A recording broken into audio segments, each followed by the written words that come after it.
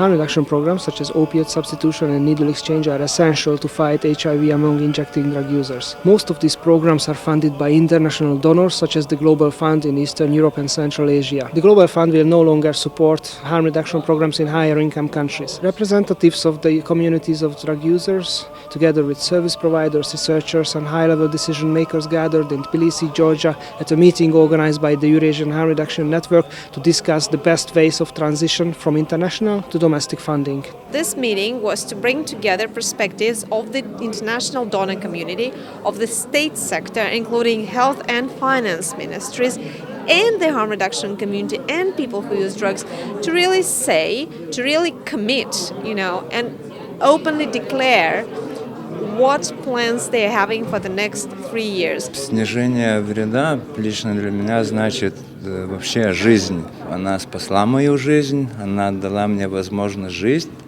она дала мне возможность работать. У меня большой опыт употребления инъекционных наркотиков. До этого я проходила лечение, но ничего не помогало, и тут появилось снижение вреда, появилась такая услуга, как заместительная терапия. И с того дня моя жизнь как бы изменилась. Она стала приобретать более светлые тона. Я восстановила отношения с семьей, устроилась на работу, вышла замуж. Нету проблем с правоохранительными органами. Встреча со снижением вреда стала первым шагом к тому, что вот я стою здесь перед вами и как-то пытаюсь доносить мысли сообщества, бороться за их интересы, бороться за свои интересы как представители сообщества. Поэтому мы всеми силами стараемся сейчас активизироваться и показать, насколько же важно, чтобы программы снижения вреда работали. Мобилизация – это вот как краеугольный камень того, чтобы именно действительно сообщество добивалось поставленных целей, задач и успешно адвокатировало защиту своих законных прав и интересов. Why the Global Fund is supporting harm reduction? Because it works. So harm reduction is proven as the effective tool in people who inject drugs. A lot of middle-income countries' Global Fund projects ended or ending now. Why did the Global Fund decide to end projects in these countries?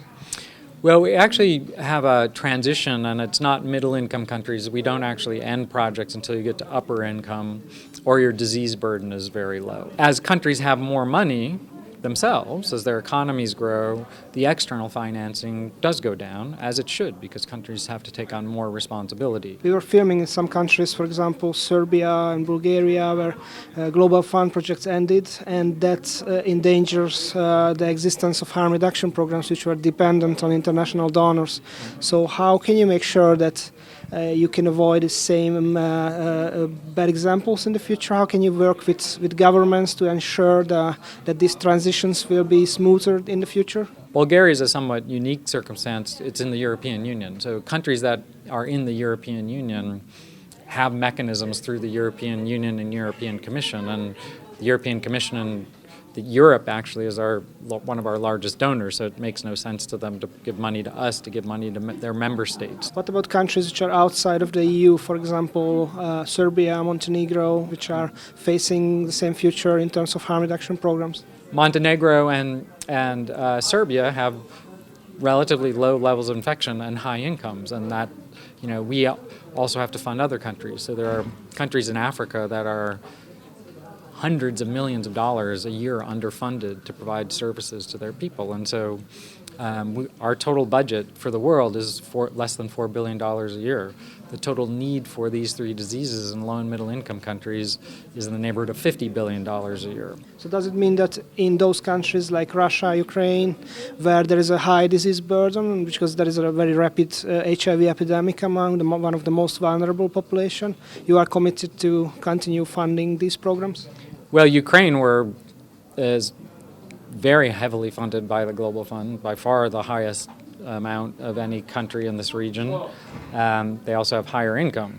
Russia is a high-income country, and we don't fund high-income countries. But even if Russia is a high-income country, but there is lack of political will to support some very important programs. For example, substitution program is banned, and there is no funding for needle exchange program. So how flexible are your criteria? Like, are you considering also like the lack of political will in some countries?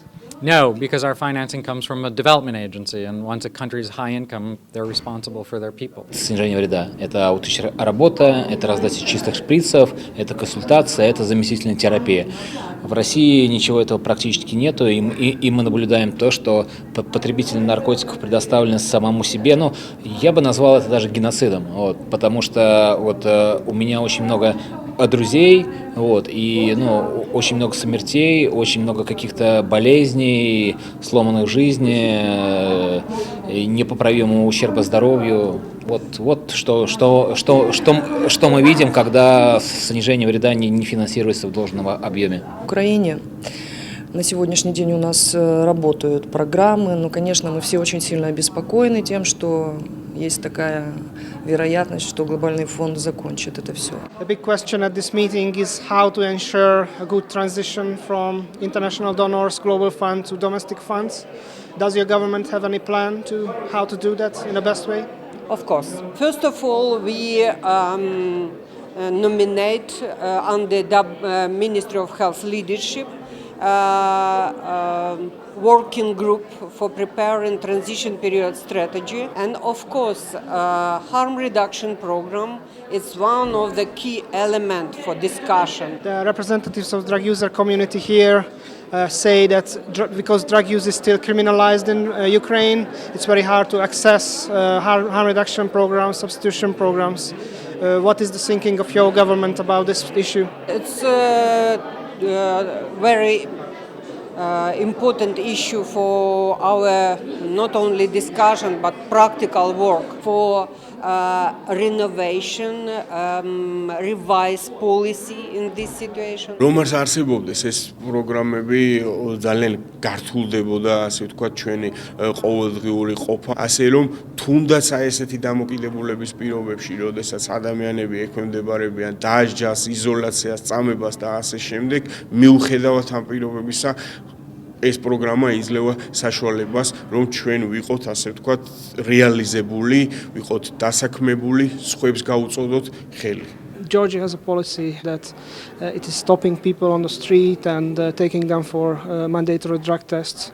How does your government evaluate this policy, and what are the plans for changing this policy? We are now in the process to revise and to make more rational approach. Last year, we changed and abolished the obligation existed in the legislation when doctors were obliged to notify police about the cases of overdose. This year, we elaborated and we are adopting a new, very clear criteria in what cases police officers can stop citizens and ask for the alcohol and drug test. When criteria are clear, citizens can always submit complaint and ask for additional arguments from the police. Law enforcement agencies now are concentrated on drug supply reduction more rather than drug demand management. We are now in a country, Georgia, that spends huge amounts of money on incarcerating drug users, but it does not allocate funding for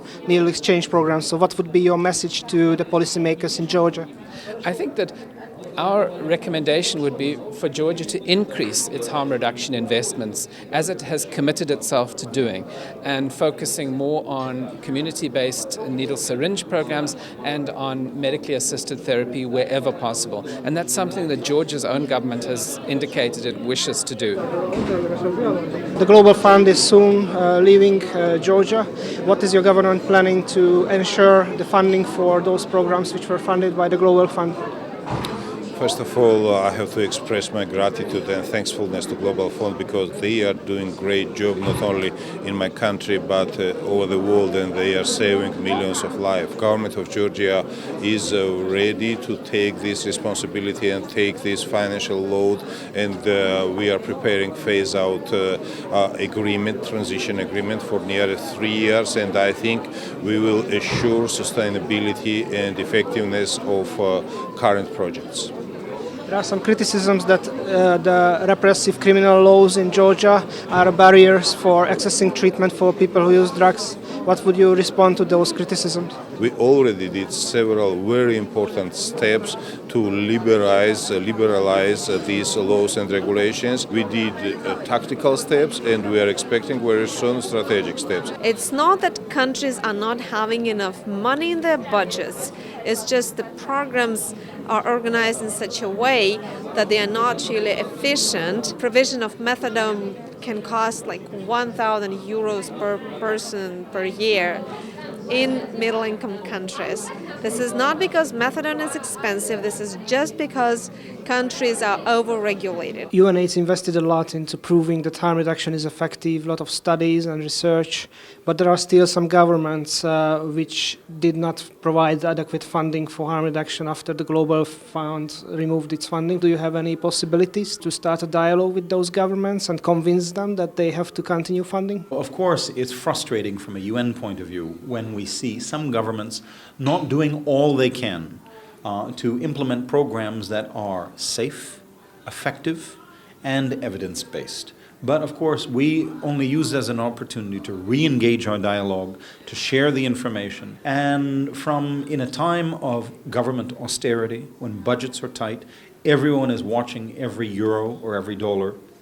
It's extremely important to show to any government agency, to any funding agency, that what we're doing not only protects public health, but actually is a very good return on investment. Many governments read your reports and they see that harm reduction they can see that harm reduction is cost effective, but they still don't do what you suggest. So what can you do to convince these governments to do better? Sure. I think a key point is too much of our discussion is with health ministries. We need to take that decision and the discussion to where the decisions are made. So we need to engage more with Ministry of the Interior, Home Affairs, with judicial ministries, and elevate it to a higher level. Is the World Bank engaging in such a dialogue with Ministry of Interior? We are. We focus a lot on how countries can optimize their investments in health and the social sectors for greatest benefits. A couple of days ago at the UN General Assembly in New York, that all the heads of state and all the UN member states unanimously adopted the new post-2015 development agenda, the so-called Sustainable Development Goals. And goal 3.3 is no less ambitious than ending AIDS by 2030. So ending AIDS globally or even regionally means we also end the epidemic, not control HIV, but actually end AIDS amongst injecting drug users, amongst sex workers, amongst men who have sex with men, amongst any community that is disproportionately at risk or affected by the epidemic. But if we want these programs to really be successful in the long term, they have to be owned and supported and funded by the local governments. And that's why this dialogue is so extremely important. Fund harm reduction.